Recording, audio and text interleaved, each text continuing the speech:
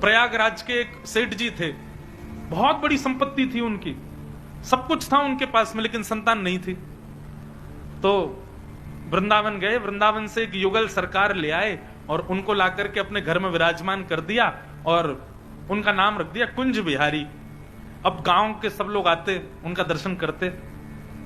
एक बार बुजुर्गों ने, सबने एक ऐसी शाम को बैठे थे दर्शन के बाद, तो सबने उन सेठ जी से कहा, सेठ जी आपकी इतनी जमीन जायदाद, खेत है, इतना बड़ा घर है, और अब तो कुंज बिहारी का मंदिर भी है, आप और माता जी दोनों अब 10-15 साल के और हो, आपकी उम्र इतनी हो गई, आपके बाद कौन संभालेगा इसको? एक बालक गोद ले लो। तो तुम लो गोद, मैं क्यों लूं गोद, मेरा तो बालक है। सब बोले कौन है बालक? बोले कुंज बिहारी मेरा बेटा है। ये सब इसी का ही है, ये सारी जमीन जायदाद घर परिवार सब इसी का ही है। जैसे तुम्हारे बेटों का सब तुम्हारा है, वैसे मेरे बेटे का सब मेरा है। तो एक बुजुर्ग व्यंग में बोला, बोले अच्छा ठीक है, जायदाद तो कुंज बिहारी के नाम कर जाओगे, लेकिन हमारे बेटे तो अंतिम समय में हमको अंतिम संस्कार करेंगे, तुम्हारा कौन करेगा? तो सेठ जी ने इतने विश्वास से कहा, तुम्हारा अंतिम संस्कार तुम्हारा बेटा करेगा ना? बोला हाँ। तो मेरा भी मेरा बेटा करेगा। सब हंसने लगे, बोले कि ये तो सब मनगढ़ंत बातें। बोले मनगढ़ंत बात नहीं, मुझे विश्वास है, और बाकी जब समय आएगा तो मैं तो देखने के लिए रहूंगा नहीं, तुम ही लोग देखना, मेरे कुंज बिहारी बेटा, कुंजो बेटा आएगा। और समय जब आया, उनका अंतिम समय, 10-15 वर्ष बाद जब उनके प्राण निकल गए, सब गांव के लोग इकट्ठे हुए, बड़े प्रेमी थे, सब लोग उनके पास गए, सबने उनकी अर्थी आदि सजाई, सब क्रियाएं करने लगे। रास्ते में सब सोचते जा रहे थे, भाई संस्कार कौन करेगा इनका? एक बुजुर्ग बोला, ये कहते रहते थे कुंज बिहारी आएगा, कुंज बिहारी। देखो हमने कह के हार के गोद ले लो एक बालक, आ गया कुंज बिहारी, कोई नहीं आया। बोले अब क्या करें?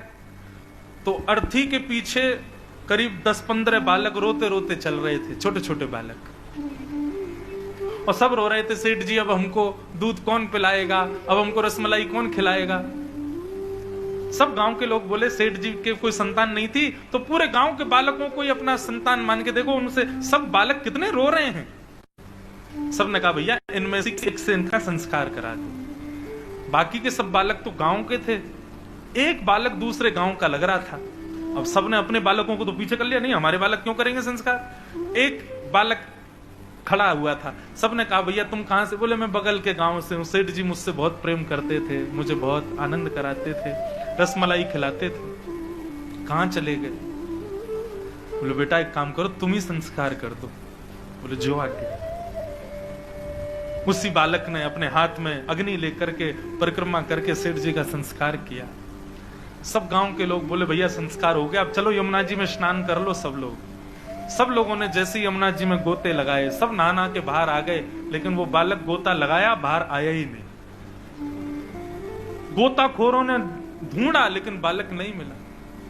तब वो 2-4 बुजुर्ग जो थे वो चौंक गए, बोले बालक नहीं मिल रहा। बोले नहीं। बोले भागो जल्दी कुंज बिहारी के दर्शन करने चलो। सब लोग दौड़े और सेठ जी के भवन में जाके जैसे कुंज बिहारी जी को देखा तो सिक से लेकर के नख तक यमुना का जल चुचा रहा था, गीले खड़े थे श्री कुंज बिहारी नारायण। संस्कार करके आए, आज भी कुंज बिहारी जी विराजमान है।